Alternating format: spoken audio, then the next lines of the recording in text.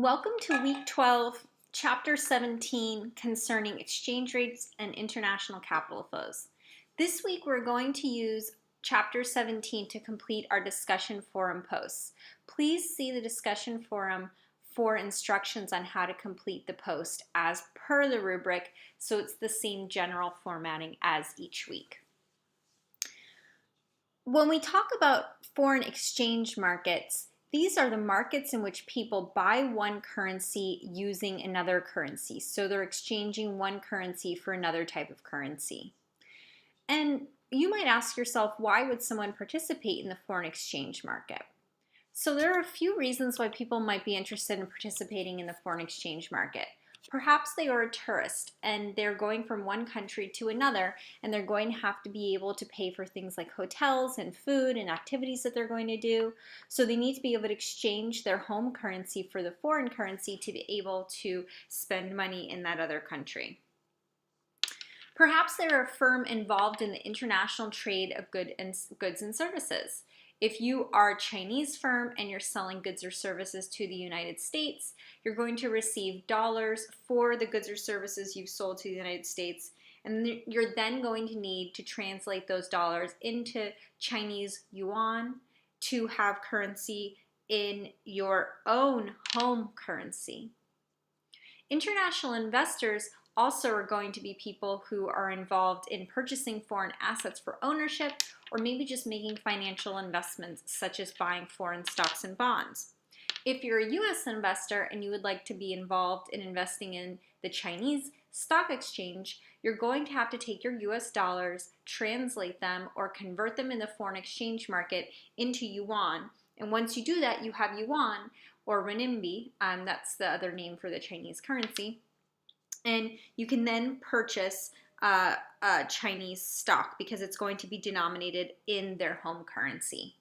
If you're going to buy foreign assets in another country, say you're planning on opening a business in a foreign country, you're going to have to translate dollars into a foreign currency in order to maybe lease the office space to do your work, to pay people, and then when you want to bring your profits back home, you're going to have to translate in the foreign exchange market, trade the currencies that you've earned abroad into your home currency so that you can spend it here in the United States.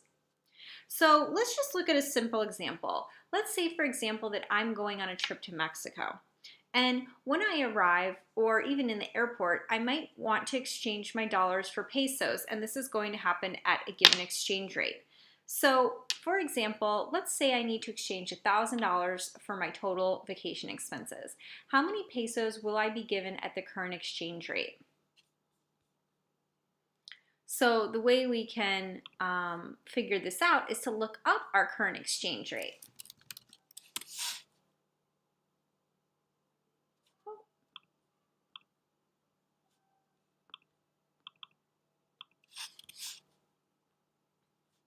So we can look up the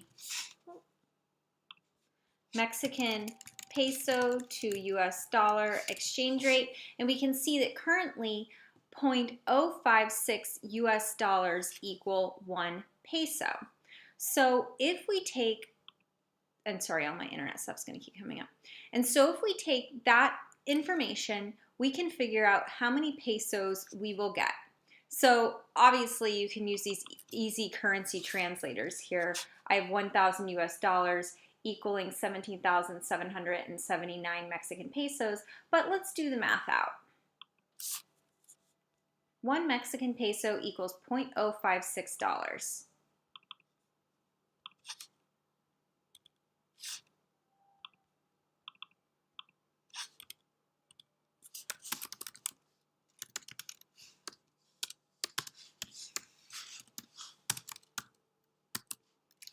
Therefore, if I have $1,000, I can multiply this by the exchange rate to come up with the amount of pesos that I'll receive. And so we're going to cross multiply. We're going to multiply dollars per the amount of dollars we have times the dollar per peso exchange rate.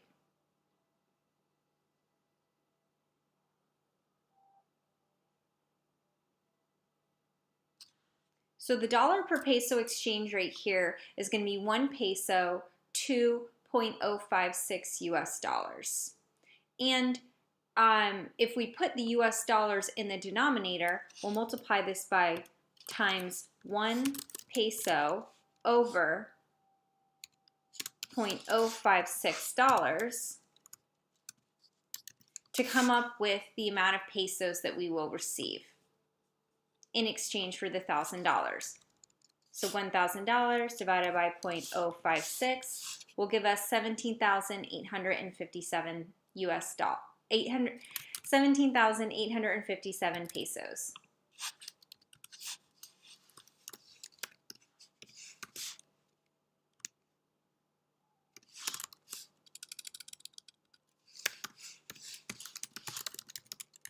So essentially what you're seeing we're doing is that these US dollars here are going to cancel out because they're both in the denominator and we are left with pesos. When we divide by this small ratio, it's going to basically be telling us that for every 1 peso, it's only equal to about 6 cents. So another way of thinking about this ratio is that 1 US dollar equals 1 over 0.056 pesos.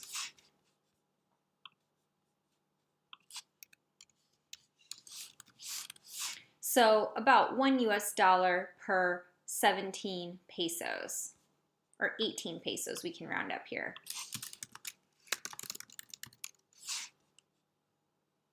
And this makes sense. If we were to take $1,000, multiply it by 18 pesos, we would come up with approximately 18,000 pesos. But our math is a little bit more precise here, and in the currency calculator, it's going to be much more precise since this is rounded. Okay, so that's just a quick example about how to translate currencies from one to another when we have an exchange rate. So what this exchange rate is telling us is that 1 Mexican peso will be equivalent to 0.056 US dollars, or about 5 cents. Alternatively, 1 US dollar is equal to 18 pesos. So we would be indifferent between having 1 Mexican peso and 5 US cents, or 1 US dollar and 18 Mexican pesos. Now let's take a look at what appreciation and depreciation are. So appreciation is the concept that when a currency is worth more in terms of other currencies, we call this strengthening. So if we have the current exchange rate of pesos, 1 US dollar equals 18 pesos, the US dollar would appreciate if the exchange rate went from 1 US dollar to equals 18 pesos to maybe 1 US dollar equals 20 pesos. This means that we're now able to buy more pesos with the same dollar, so our currency is strengthening. Likewise, the Mexican peso is depreciating. This is when a currency is worth less in terms of other currencies, and we also call this weakening. So now we want to take a look at what would cause the equilibrium that currently exists to change. So our current equilibrium says that 10 cents is to every peso and that 85 billion pesos are being traded. What causes appreciation and depreciation? So this equilibrium will change when expectations concerning future exchange rates change. So let's assume that we believe the Mexican peso will appreciate in value. If we look at the above ratio, this means that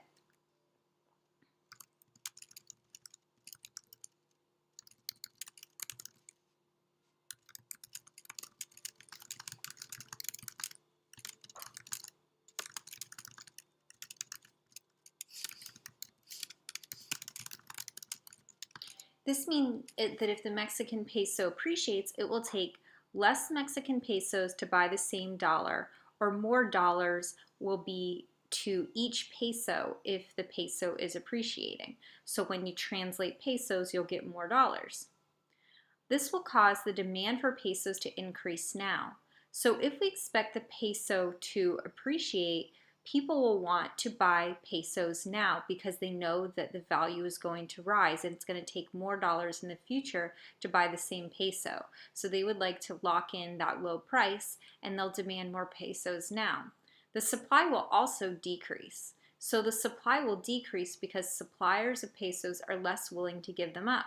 Say they have pesos and they know they're going to appreciate. They're going to go up in value. Why would you want to sell something that you know is going to go up in value? So the supply will shrink. So what we see is that our demand will increase as those who would like to buy pesos, so exchange whatever currency they have, say it's dollars, into pesos, there will be an increase in demand. At the same time, we will also see a decrease in supply because those who have pesos, the suppliers of pesos, will decrease their supply as they're holding something that they know is going to go up in value. So less individuals will be willing to sell something that is going to be going up in value. So how does this affect equilibrium? Initially, we see that with this increase in demand, there's going to be both an increase in the dollar-peso exchange rate and an increase in the amount of pesos traded. But when supply shrinks, what's going to happen is there still will be this increase in the amount of pesos that are being exchanged for dollars, though slightly less than before, or slightly more than before demand shifted, but not as great as if supply had not shifted.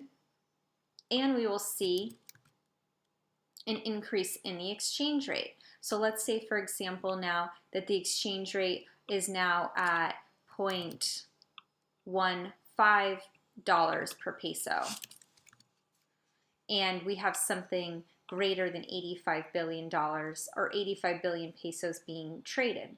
So there is more trade on pesos as we see it's going to appreciate, and we actually bring about this appreciation. When it takes more dollars to buy the same peso, the US dollar has depreciated. But if we're getting more dollars per peso, this means that the peso has appreciated, and therefore the peso has appreciated. So knowing that the peso is going to appreciate in the future actually brings about this appreciation of the peso. If exchange rates, or another reason that exchange rates might change, so we might have appreciation or depreciation of currencies, is if we see that interest rates are high in Mexico relative to the US. So interest rates here are representing a rate of return on our investment. And if we can earn a greater return on our investment in Mexico relative to the US, people will want to sell their US dollars in exchange for pesos because they'll want to invest their financial capital in Mexico instead of the United States because they can earn a higher rate of return. Therefore, the demand for pesos, they will demand more pesos to do this relative to the dollar. This will shift the demand curve for dollar pesos to the right.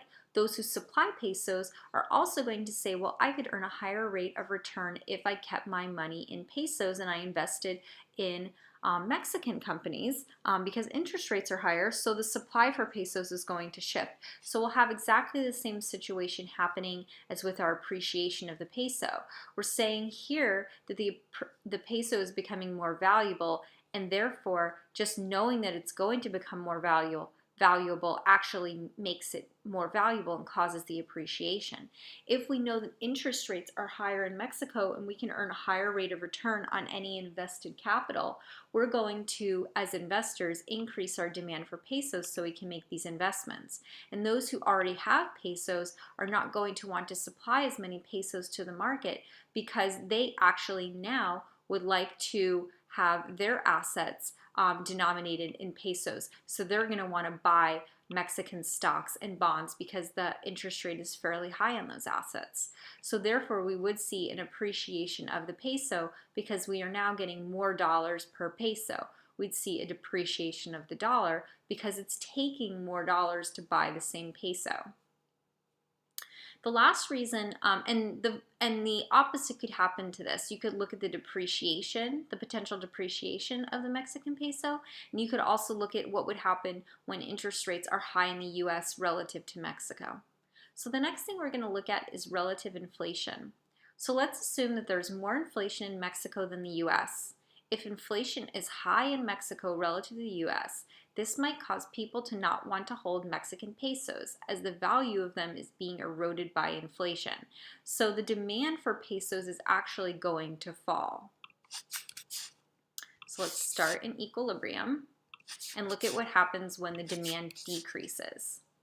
So here our demand is going to decrease.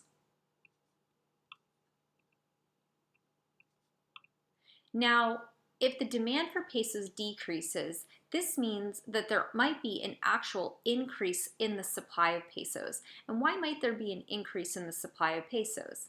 There might be an increase in the supply of pesos because those who are holding pesos, if they see that peso assets have a lot of inflation attached to them and therefore the purchasing power of pesos is being eroded because of the inflation in that country, then they might want to actually get rid of their pesos. And when they get rid of their pesos, they're going to increase the supply of pesos relative to other currencies such as the dollar.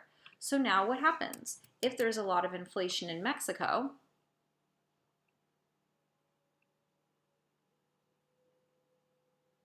and here I've drawn it so that really the trade doesn't change much. But what does happen is that we see the Mexican peso will actually depreciate in value. So now we might only get 8 cents per peso instead of 10 cents per peso. And we also would see an appreciation of the dollar. So if inflation is relatively less in the US and it is higher in Mexico, people are going to want to invest in the US versus Mexico. When they change all of their peso assets, sell their peso assets, exchange those pesos into dollars, and then buy dollar assets, this is going to cause the Mexican peso to depreciate and the dollar to relatively appreciate. So these are the different reasons why we might have appreciation or depreciation of currencies. Now, how do exchange rates affect the macroeconomic variables that we've been studying? We know that aggregate demand and aggregate supply are comprised of consumption, investment, government spending, and net exports.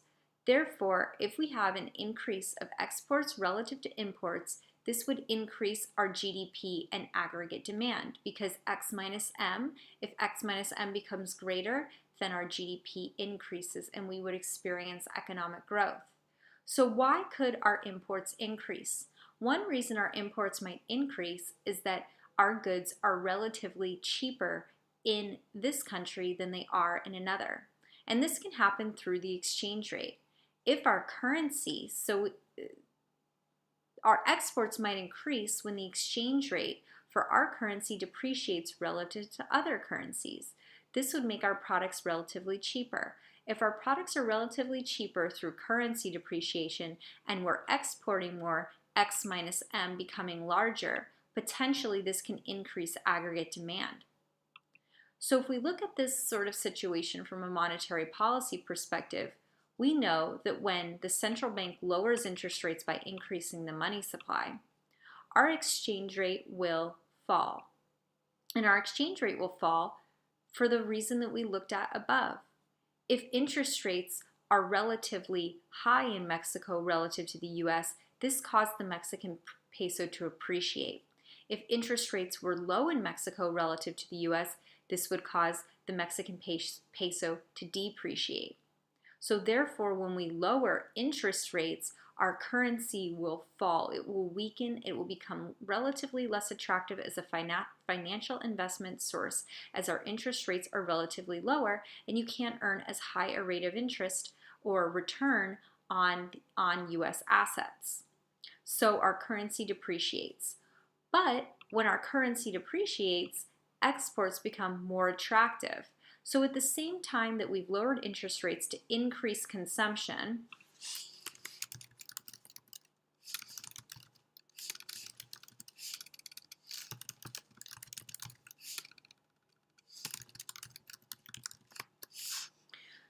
to increase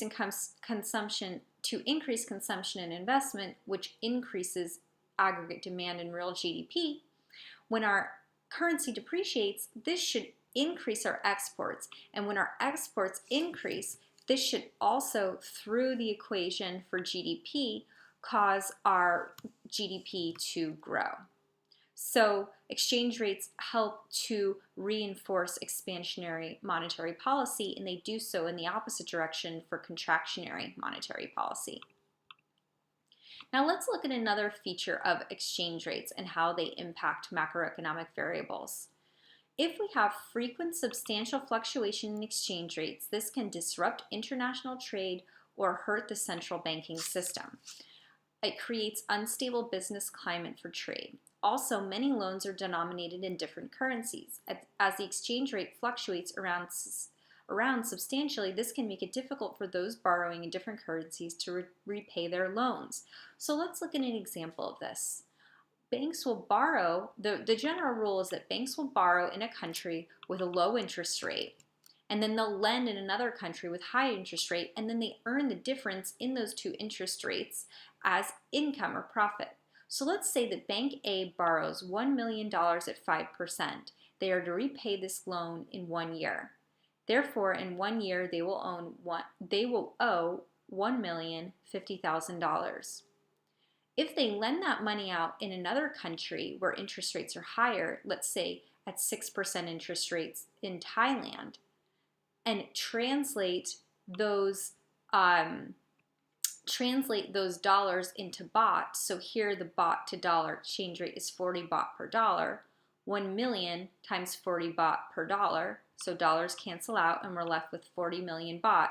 At the end of the year, the bank will receive 40 million baht times the 6% interest on that money that's lent out, or 42,400,000 baht. Now, if exchange rates are unchanged, what happens is they just convert it back at the old exchange rate, and we're left with $1,060,000. They need to repay their loan back of $1,050,000, and therefore they would earn a profit.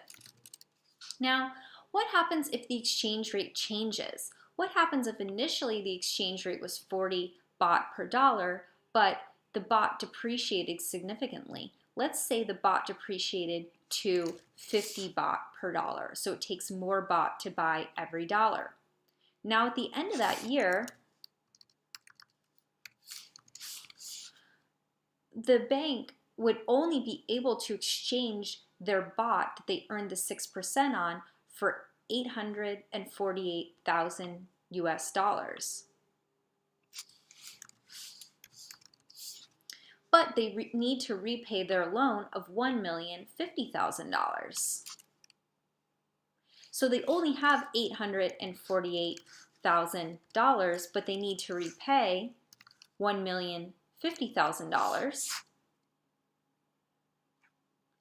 And therefore, they would be short $202,000. And if they're short $202,000, that would make for a significant problem for that bank that's borrowed in US dollars and needs to pay back $1,050,000, but they now only have $848,000 because the baht has significantly depreciated. So this is another reason why this demonstrates the reason why frequent substantial fluctuation in exchange rates can disrupt trade and especially hurt banking systems. Another reason that our exchange rate fluctuations can affect macro variables might be due to an unstable balance of trade. So if we have inflows of international financial capital, they can set an economy up for a deep recession if international investors decide to move their money to another country. So why does this happen and how does it work? We know that trade deficits, where exports are less than imports, this means that there is financial capital flowing into the economy that balances that deficit and vice versa.